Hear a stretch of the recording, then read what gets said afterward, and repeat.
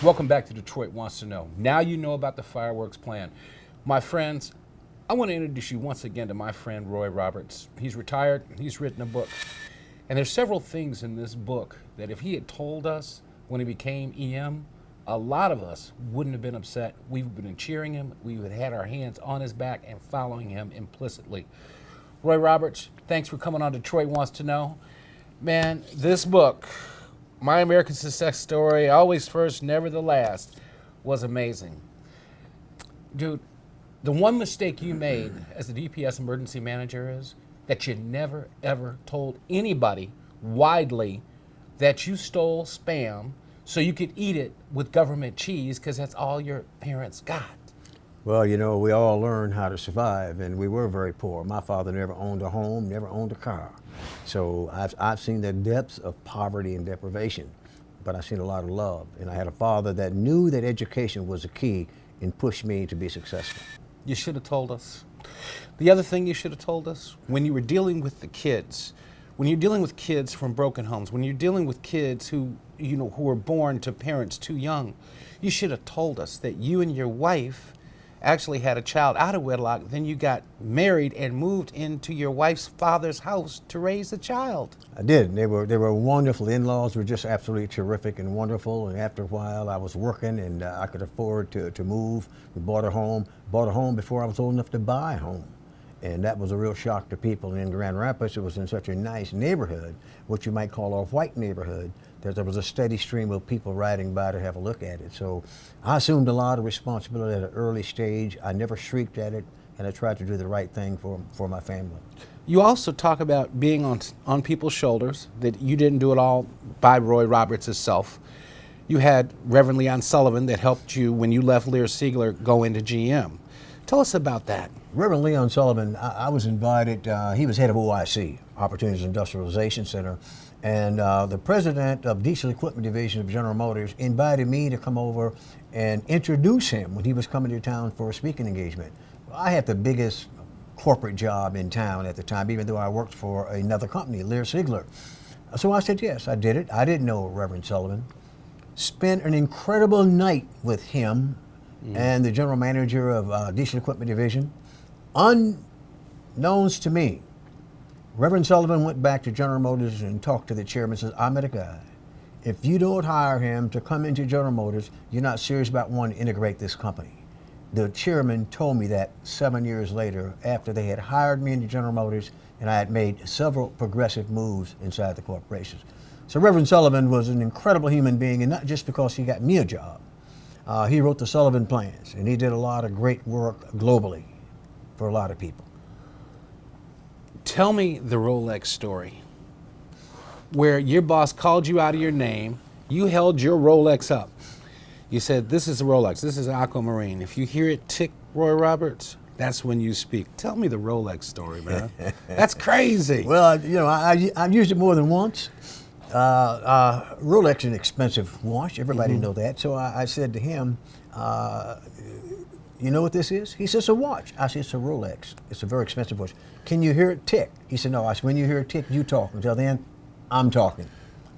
And quite honestly, I cut him a new rear end because he had been ultra abusive.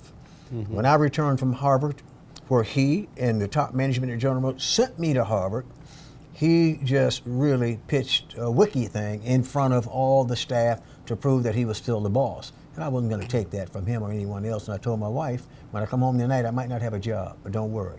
I've always taken care of you, and I'll take care of you in the future. You were sent to Terrytown, a plant that was basically about to close. You turned it around, you forged community partnerships, you forged a partnership with the governor. You got the governor to put in a new rail line.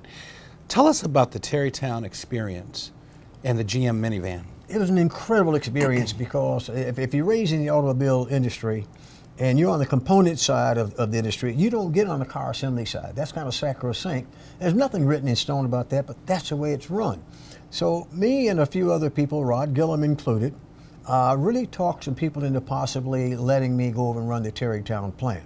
Thought that would be a great entree for me if I was going to move up in the corporation to be successful at that. What I really didn't know when I went to Terrytown, New York, not only was the plant in bad shape, there was a plan to close the plant. And me and the president of the union, Ray Calora, the oldest reigning president in the UAW, said we're not going to let it happen. And we worked diligently to turn that around. I had them negotiate a contract that was the most competitive or matched the most competitive in General Motors. And the day they reached a tentative agreement, they called me. I went up to have a look at it. And they wanted to show me all the pages, a stack of transparencies about 9 inches tall. I said, well, did we achieve the goal and objective that we set out for ourselves, both sides? They said, yes, we did. I said, show me the signature page. They handed me the signature page. I signed it. I didn't read one page of that contract. And the reason I did, because I knew there wasn't anything I could change in that contract that would be more valuable and more important than the relationship the two parties had developed in negotiating that agreement.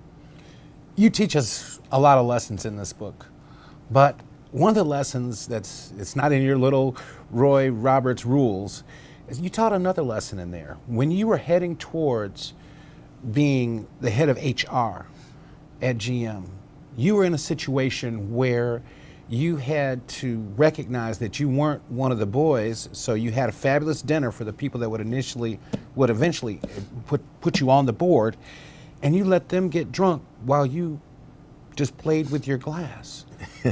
That's an incredible rule, because it sounded like you were the only one sober at the end of the night.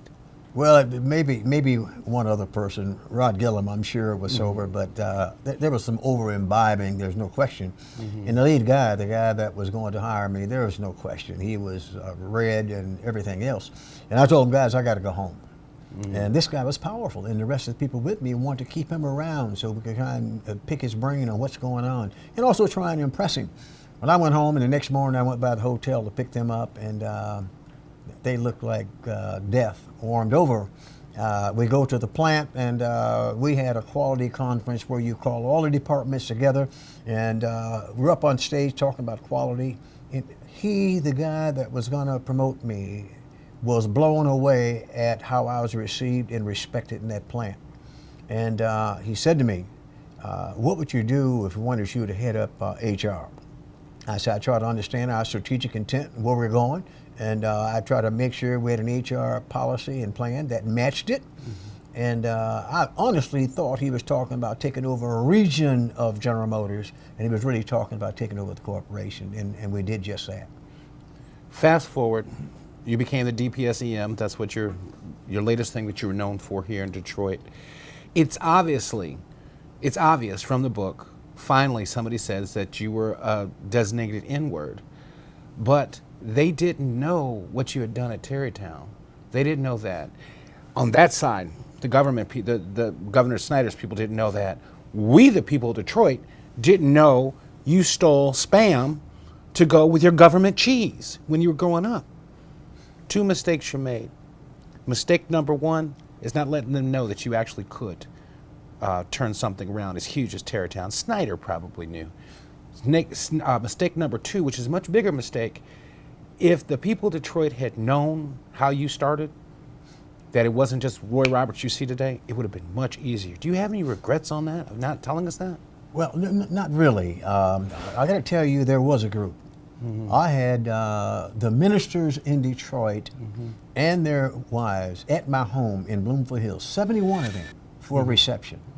And I told them the story of Roy Roberts and my background, and they could not believe it. They were blown away. So you're right. Your assessment of that is a proper one, but I couldn't tell the larger community about that. And that wasn't what it was about. It was about the kids. It was about the kids. You got to do the right thing for the kids. And the reason I know that, I know firsthand, I was one of those snotty-nosed little kids who once upon a time was very poor, very poor, and had love, but was very poor. And education didn't just pull me up; it took me to the top, and I'm so proud of that. Okay. Well, I'm glad that you actually came with us today. Where can people buy My American Success Story? African American Museum, and also online. It's online. People can pick it up there, and I'm really proud of this because. It truly is my life. A lot has been written about me. That's what they wrote, and that's what they thought.